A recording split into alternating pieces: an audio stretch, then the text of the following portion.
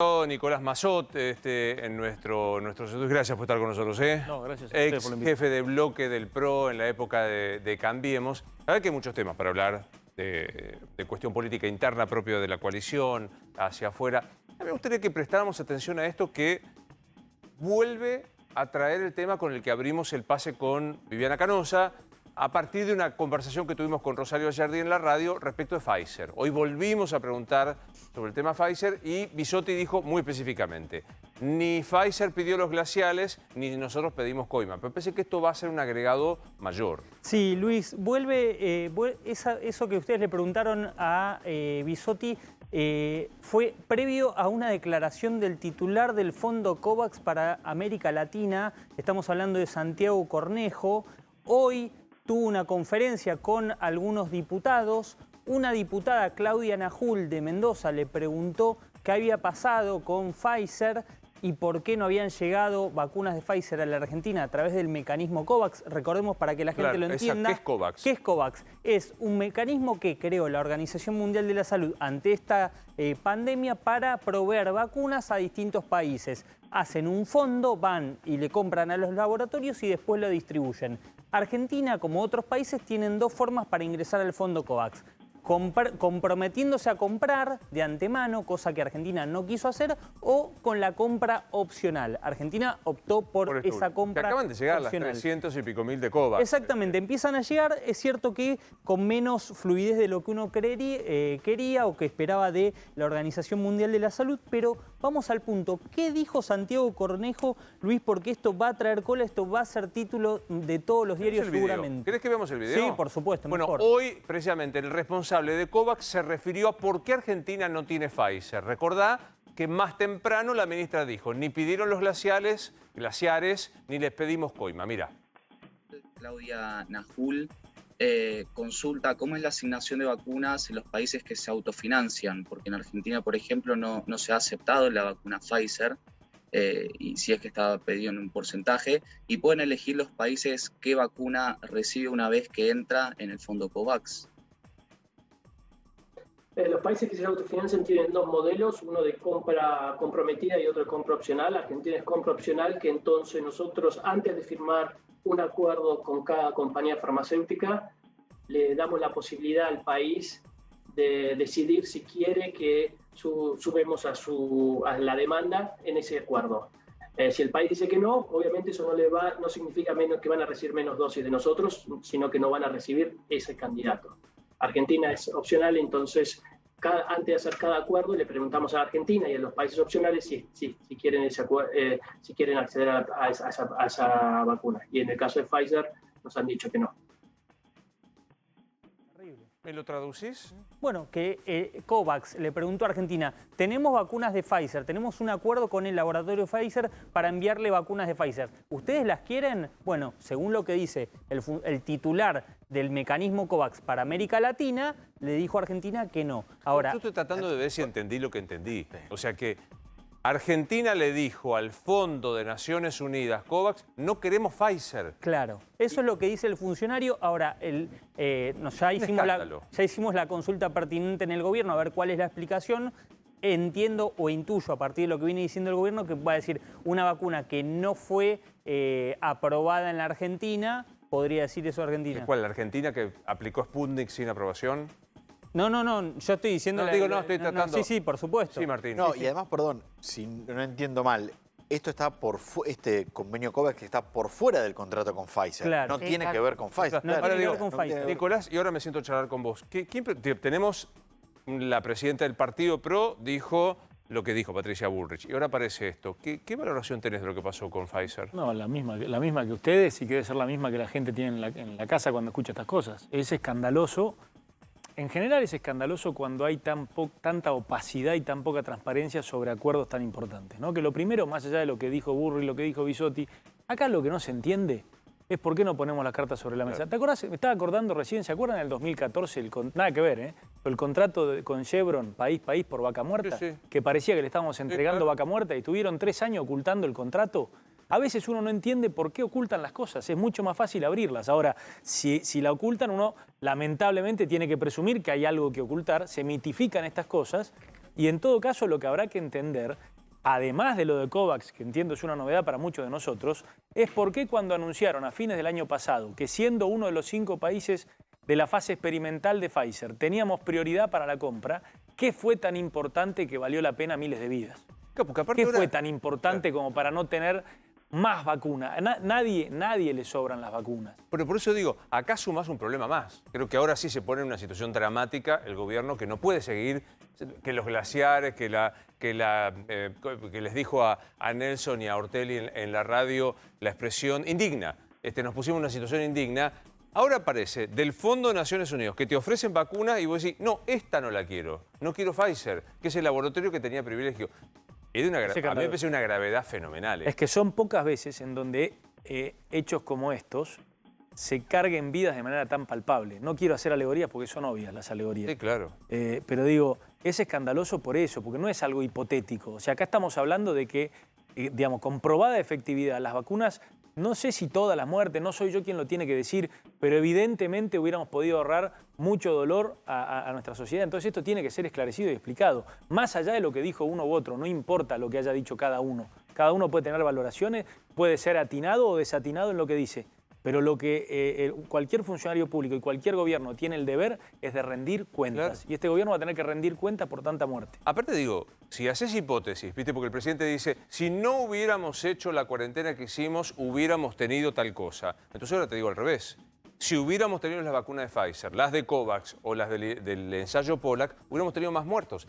Con todo derecho yo puedo decir, el presidente de la Nación con su actitud, el gobierno con su actitud, provocó más muertos de los que deberían haber habido. Bueno, es duro como suena, y uno siempre tiene que ser medido en este tipo de acusaciones, pero la verdad es que ante estas situaciones no queda otra que hacer que trazar esa analogía directa, que no es una analogía. Digo, hay vidas, hay gente que hoy perdió familiares, que perdió amigos y que se pregunta enfurecida, entristecida, ¿por qué nos dimos el lujo? ¿Quién se dio el lujo arrogándose qué derecho de decidir sobre algo tan fundamental como la vida en algo que teníamos tan accesible? ¿Qué fue tan importante? Entonces, pide a gritos un esclarecimiento. Digo, es un silencio ensordecedor del gobierno, porque no alcanza con chicanas, es decir, no nos pidieron los glaciares.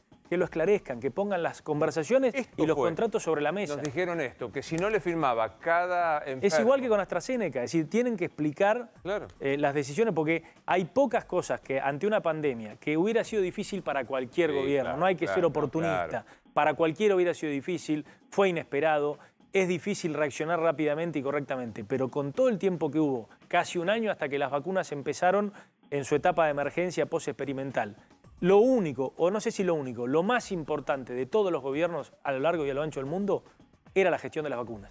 Y acá es donde más se ha equivocado nuestro gobierno. Seguiremos hablando de política, pero ¿hay una aclaración o hay un algo de COVAX? El gobierno nacional lo que dice es que el gobierno nunca le dijo que no a la vacuna Pfizer. Le pidieron aclaraciones a COVAX, o sea, ya se comunicó el gobierno nacional con el fondo COVAX para que aclare estas declaraciones y en breve se va a explicar cómo es el sistema de rondas y países, porque es difícil de entenderlo, pero en breve el gobierno lo va a explicar, pero ya se contactó el gobierno nacional con COVAX para que aclare estas declaraciones. O sea, el gobierno dice que no, dijo que no dijo que no a la vacuna Pfizer. Te paso en limpio porque la verdad que con el momento que vivimos, el Fondo de Naciones Unidas de Vacuna dice, miren, yo le dije, en el fondo nuestro tenemos Pfizer para Argentina. Argentina dijo, Pfizer no. El gobierno acaba de decir, no, nunca le dijimos que no. Volvemos al principio. Tienen que poner con pelos y señales, con puntillosidad, cómo fue la negociación y por qué se malogró el acuerdo privilegiado que teníamos por haber prestado la mayor cantidad de voluntarios en el mundo. Absolutamente. No es muy difícil. Digo, ¿no? Está muy bien que el trabajo periodístico que puede hacer Rosario o cualquiera de todos ustedes, que chequee esto en off, tienen que salir a hablar en on. Mañana tiene que haber una explicación. En breve lo van a explicar, lo van a explicar porque ya le pidieron aclaraciones a COVAX incluso y en breve dicen que lo van a explicar. Mañana hay conferencia de prensa de Bisotti. Mañana 8:30 en Casa Rosada. La clásica. Va a hablar Carla Bisotti después de un mes en Casa Rosada sin aparecer. Vuelve a dar conferencia de prensa desde el 6 de mayo. En el peor momento de la pandemia no dio conferencias, vuelve mañana, así que se le va a poder preguntar. Digo, me parece que se escriben un modo de hacer política en general. Digo, política internacional, lo que pasa con Israel, lo que pasa con Venezuela, con política sanitaria. Digo, definime el gobierno de Alberto Fernández andado ya el 1 de junio. Una enorme oportunidad perdida. Y relacionada con esto, porque aquello que a los argentinos y a los políticos argentinos nos cuesta tanto, que es entender que uno no traiciona su partido, su identidad, sus banderas por acordar determinadas políticas imprescindibles para la sociedad y la economía de nuestro país. Eso que nos costó tanto y que nos cuesta tanto, la pandemia abrió una oportunidad. Sí, claro. Que siempre suele pasar en la historia de la humanidad. A veces son los enemigos, entre comillas, exteriores, los que tienen que venir a unificar las pequeñas batallas interiores. Y esa oportunidad pareció existir en marzo, en abril del año pasado, cuando veíamos mesas de funcionamiento entre jurisdicciones, entre gobiernos de distintos partidos, que realmente eran efectivas y en buenas formas, y a partir de ahí se podría haber cimentado una lógica distinta a la que vos sugerís. Obviamente que hay responsabilidad de todos, sí, por supuesto, pero la principal, como siempre, es del oficialismo. Es decir, en un país hiperpresidencialista como este, el presidente de la nación y en todo caso el oficialismo de gobierno son los que marcan el ritmo de que estas cosas ocurran o no ocurran. Sí. Entonces lo que uno más le entristece es que frente a esto, que uno ha visto ocasiones en otras partes del mundo donde esto se ha producido, claro, que nosotros lo vamos a desaprovechar y que hoy tengamos un presidente que baja al barro, a la chicana fácil, en un momento en donde hay muerte, en donde hay tristeza, en donde falta empleo, en donde hay sectores enteros que han tal vez podido sortear la enfermedad, que han ellos sorteado la enfermedad, que han habido familiares que no han muerto, pero que están cerrando sus locales y que no ven ninguna respuesta. Es decir, hoy imperiosamente necesitamos un presidente que está a la altura de entender que hay que parar la pelota, discutir los temas de fondo que empiezan por el empleo. Parece una obviedad lo que digo, Luis, porque es una obviedad que el empleo debería, y parece casi de campaña. Pero digamos, la Argentina necesita imperiosamente un acuerdo por el empleo. Nosotros tenemos una cuenta rápida.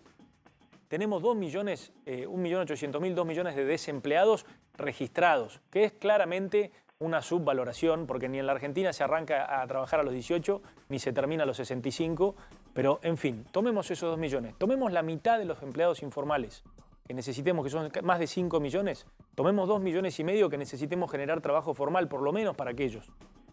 Ya tenemos ahí 4,5 millones de trabajadores. Si en 15 años nos tomáramos 15 años de políticas acertadas para generar empleo producto de la inversión, necesitarías 300.000 empleos por año, más los 200.000 de jóvenes que se incorporan todos los años. Si la Argentina no produce largo plazo desde la política, con certezas que den los gobiernos para que la inversión pueda ser recuperada, para generar 500.000 puestos de trabajo anuales, solamente podemos ir en caída. Y para dimensionar esto, YPF, una de las empresas más grandes del país, emplea poco más de 20.000 personas. Es decir, vos necesitas 25 YPFs enteras todos los años para no caer. Para no seguir cayendo. Claro, digo, y tener en cuenta que somos el país con peor perspectiva de recuperación. Olvídate, hay que hablar de esto, hay que hablar de esto. Cada bar, cada restaurante, estamos acá en Palermo, ustedes lo conocen, lo ven todos los días. Cada restaurante que tiene que cerrar no es que en la próxima elección cambie de gobierno y la vuelve a poner. No abre por 20 años. Nicolás, ¿te queda cómodo el modo de proponer esto con Patricia Bullrich diciendo lo que dice? Sí. Son personalidades. Digo, la gente tiene que entender que en la política no es estrategia pura. Yo no podría, tener a veces esas posiciones, aunque quisiera. Aunque viera una encuesta que me dijera tener que ser más duro, a mí no me sale. O no soy bueno.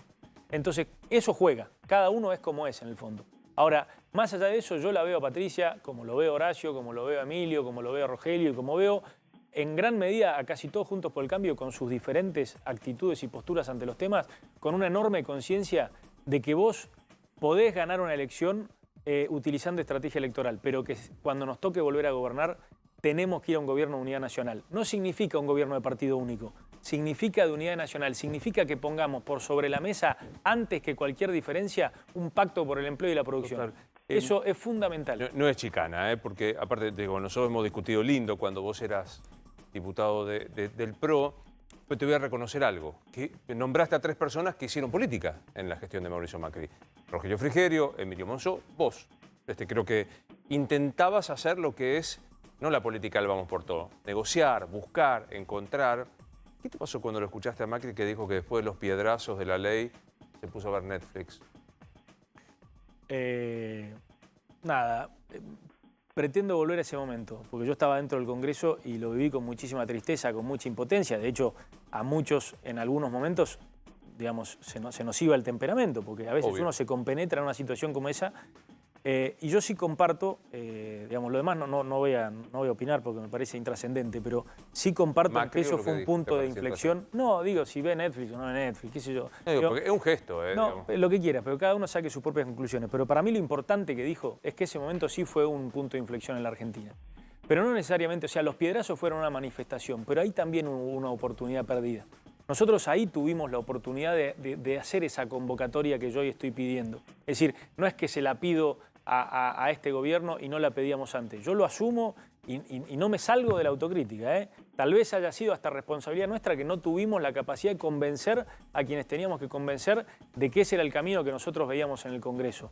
Pero al que le toque, ojalá Alberto Fernández tenga la capacidad de hacer una autocrítica estando en el poder, que es tan difícil, y tiene 2 años más para rectificar. Es imperioso. Pero si no, la Argentina no va a tener muchas más oportunidades. Tienen que venir liderazgos con un poco más de grandeza.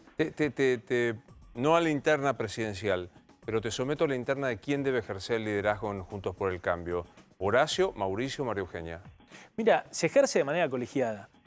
Cuando haya que determinar, y elegimos ahora representantes al Congreso, con lo cual pueden ser varios o todos ellos candidatos. Lo importante va a ser que cuando tenga que dirimirse quién sea la persona a la cual la sociedad le confíe esta tarea, recurramos a una buena herramienta de democracia interna que tenemos, que son las primarias. Yo creo que Juntos por el Cambio, desde esta elección en adelante y por mucho tiempo, va a dirimir sus liderazgos en primarias. ¿Jugás al truco? Me gusta, no soy muy bueno, pero me gusta. Me encanta, tengo pasión. Sigue trabajando en la provincia de Buenos Aires junto a él. ¿Podemos confirmar que va a ser candidato dentro de Juntos por el Cambio en la provincia de Buenos Aires? Porque ya se vieron algunos afiches. Esa es la voluntad de él y es la nuestra. Nosotros vamos a seguir trabajando para ponerle límites al abuso de autoridad, que a veces entendemos que este gobierno lo comete, sin volver a caer en errores que entendemos que nuestro gobierno cometió. Y creemos que el mejor lugar para hacerlo es planteando una primaria dentro de Juntos por el Cambio. Porque hay sectores de Juntos por el Cambio que dicen que no le van a dar la boleta. Bueno, no lo sé. Nadie nos tiene que dar boleta. No. Nosotros ya estamos juntando los avales necesarios que la ley estipula, estamos armando las listas, iremos y nos presentaremos como, imagino harán otros, el día que venzan los plazos. Digamos, ¿no? Acá no hay que, nadie tiene que darte la boleta para hacerlo. Igual, como hablábamos en el corte, te invito a que mañana, que Emilio ha sido invitado, te saques todas las dudas con él. ¿Vas a ser candidato a intendente? Tengo todas las ganas de ser candidato a intendente en Tigre, que es donde estoy viviendo hace varios años. Así es. Tierra de Sergio... Tierra de los tigrenses. Tenías un buen vínculo político con Massa. Sí, lo tuve muchas discusiones y peleas fuertes también en los momentos en donde nosotros entendíamos que actuaba a veces de alguna manera que no creíamos fuera muy responsable en ese momento, lo dijimos públicamente, pero sí, tuve y tengo una relación correcta. ¿Qué ves dentro de la coalición? Digo, yo no quiero caer. Gobierna Cristina, la Cámpora Vance. ¿Qué ves ahí? Vos que sí los conocés más de cerca, por ejemplo, la Cámpora. Mira, veo primero un gran desconcierto. Me parece que no tienen para nada claro y esto va mucho más allá de la pandemia. Digo, la pandemia, así como antes te decía que fue una oportunidad desperdiciada, también es una cortina de humo, es una distracción.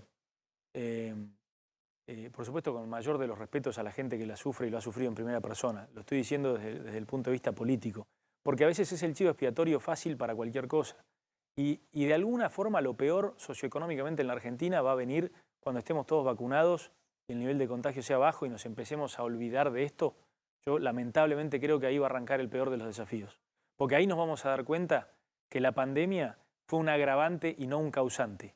Y que nos va a seguir faltando el empleo, que va a seguir habiendo fuga de capitales económicos y sobre todo capital humano, que es el más dañino de la fuga que estamos sufriendo ahora, que van a seguir los precios volando y un gobierno absolutamente incapaz de pedir, no solamente pedir ayuda, de convocar a un acuerdo que dé algo de certidumbre en un país en donde impera la incertidumbre. Entonces, lo primero que veo es una falta absoluta de rumbo, dentro de la cual se manifiesta una lucha de poder absolutamente fuera de contexto con la realidad. Pensando en lo que sucedió desde el punto de vista judicial, recién hablamos antes que vos llegaras que Cristina pide exponer oralmente en la causa memorándum, y la impresión que hay es que como los cuadernos no existieron, hubo lawfare. ¿Cómo te paras frente a eso? Con una enorme impotencia, porque a veces pienso, y con honrosísimas excepciones de jueces y fiscales que hacen muy bien su trabajo, acá yo odio las generalizaciones, pero sí creo que de los tres poderes del Estado, el que debidamente es más resistente al cambio, que fue un atributo beneficioso de su diseño, es decir, se suponía que el poder que impartiera justicia tenía que ser muy resistente al cambio y a las influencias políticas precisamente para no perder objetividad. Bueno, a veces esos pesos y contrapesos en los regímenes republicanos, cuando se vuelven tan corrompidos, en vez de ser contrapesos virtuosos, se vuelven contrapesos viciosos y te encierran en un círculo vicioso de un poder ya bastante corrompido que además tiene la garantía de ser bastante inflexible. ¿Por qué lo digo? Porque los otros dos poderes, el legislativo y el ejecutivo, basta que la sociedad reaccione, que a veces uno siente que no lo hace, pero después siempre aparece, para que rápidamente sean modificados. Se supone que hay obviamente que lo hay, un correlato indirecto entre sobre todo el poder legislativo y el poder judicial, a través del Consejo de la Magistratura. Bueno, evidentemente eso no funciona, entonces a mí me llena de impotencia cuando vemos, como decís vos, el memorándum con Irán. A ver, no es tan difícil y ya la prueba entiendo que está toda. O sea, ¿hubo o no hubo un pacto entre funcionarios de gobierno con el conocimiento de la presidenta de ese momento, con funcionarios de la República de Irán para encubrir una de las causas más importantes que ha sufrido la Argentina? ¿Hubo o no hubo? Casi que prefiero que haya jueces que tengan el coraje de decir inocente, falta de mérito. No hubo nada. Pero esta idea de que vivimos en la incertidumbre, que genera un desprestigio absoluto, que uno de los periodistas más reconocidos del país diga, bueno, nos olvidamos de las causas. Es gravísimo, es gravísimo. Sí. Tenés todo el derecho del mundo y toda la razón, es lo que piensa la gente del otro lado, pero la verdad no hay una explicación, ni hay una respuesta válida, es una vergüenza. ¿Sentís que hay ahora lawfare contra algunos funcionarios del macrismo? ¿O intento de...? ¿Viste que No. alguna vez se podrán contar estas compensaciones? ¿Sentís que ahora hay un intento de compensar? No soy de seguir mucho las causas, pero no, te diría que no. ¿Vas a votar en la provincia de Buenos Aires? Porque vas a estar ahí. Sí, claro. ¿La vas a votar con ganas a Carrió? No ha dicho que iba a ser candidata. ¿Qué va a ser? Pero seguramente voy a votar a Juntos por el Cambio, más allá de los candidatos. ¿Te hace algún ruido? No. Mirá, yo tengo de hecho, de mucho más joven, fue una de las primeras personas con las cuales me acerqué políticamente. Y me parece una de las personas más inteligentes de la política argentina. Creo que como muchas otras, a veces la traiciona su personalidad o a veces un exceso de vanidad, pero no deja de ser rescatable y ha cumplido un papel importantísimo en distintos momentos. Como siempre creo, a veces también es importante saber cuándo pasar la posta. ¿Tiene que pasar la posta? Bueno, ella misma lo ha dicho, ahora parece que está teniendo segundos pensamientos, pero me parece bien, o sea, en la medida en que crea que tiene algo para aportar todavía.